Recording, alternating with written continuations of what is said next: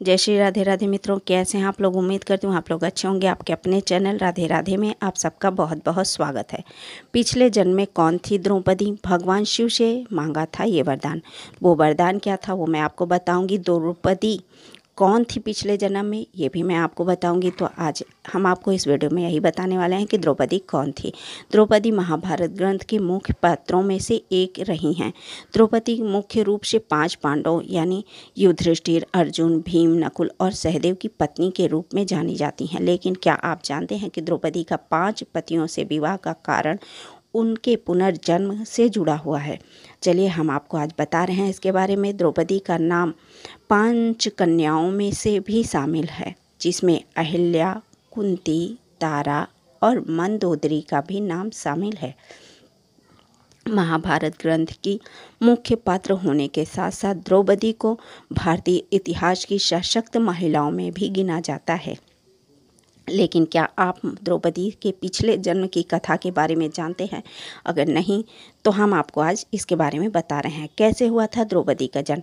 महाभारत की कथा के अनुसार राजा द्रौपद के यज्ञ किया था, जिससे उसे पुत्री के रूप में द्रौपदी और पुत्र के रूप में धृष्टद्युम्न की प्राप्ति हुई।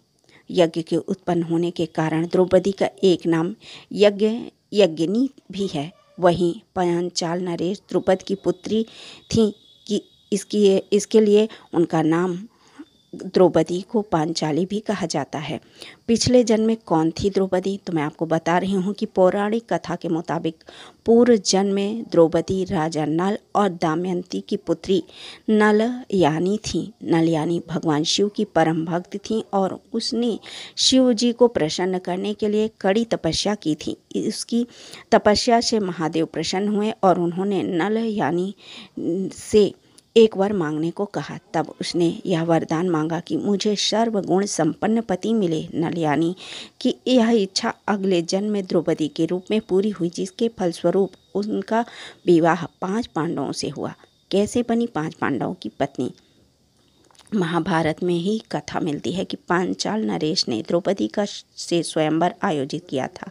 इस स्वयंवर की शर्त यह थी कि जो भी राजकुमार पानी में मछली का प्रतिबिंब देखकर उसकी आंख पर निशाना लगाएगा, द्रौपदी उसे ही अपने वर के रूप में स्वीकार करेंगी। अर्जुन ने भी इस स्वयंवर में भाग लिया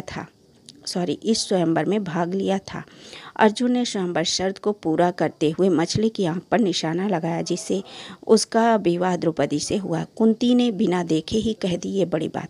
तो आप लोग ये भी जानते हैं कि जब अर्जुन अपने बाकी पतियों के साथ कुंती के पास पहुंचा तो उसे उत्साह के चलते ही माँ हम आपके लिए कुछ ले आए हैं। कुंती किसी काम में व्यस्त थी और उसने बिना देखे ही यह कह दिया कि जो भी लाए हो 5 भाई उसे आपस में बांट लो। इस प्रकार द्रौपदी 5 पांडवों की पत्नी बन गई। बाद में भगवान श्री कृष्ण ने द्रौपदी को उसके पूर्व जन्म की कथा बताते हुए कहा कि वे 5 पांडवों से विवाह उसके पूर्व जन्म में मिला हुआ एक वरदान था। एक सर्वगुण संपन्न कोई भी नहीं है। इसलिए जो द्रौपदी ने मांगा था कि मुझे सर्वगुण संपन्न पति चाहिए, तो भगवान ने उनकी मनोकामना सर्वगुण संपन्न पति उन्होंने 5 पति के रूप में उन्हें सर्वगुण संपन्न पति दे दिया। तो भगवान कैसे भी करके आप जो वरदान मांगते हैं उसे सोच समझ के मांगना चाहिए भगवान से। भगवान आपके लिए जो करते हैं अच्छे के लिए करते हैं। तो इसलिए भगवान शिव ने द्रौपदी को जो वरदान दिया उसे द्रौपदी के सामने किस रूप में दिया ये आप लोग जान सकते हैं। इसलिए हम और कुंती की बात करते हैं तो कुंती ने बिना देखे बिना सोचे समझे वो शब्द कह दिए जो उन्हें नहीं कहना चाहिए था।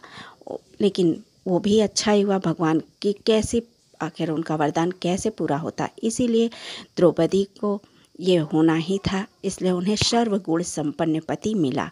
द्रौपदी पिछले जन्म में नलनी थी, राजा नल और दमयंती की पुत्री। तो आप लोगों को मैंने ये द्रौपदी के पिछले जन्म की बात बता दी है।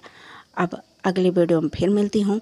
जय श्री राधे राधे। अगर आप लोगों को मेरा वीडियो पसंद आए तो लाइक कीजिए, शेयर कीजिए और सब्सक्राइब कर लीजिए। जय श्री राधे कृष्णा। जय राधे राधे।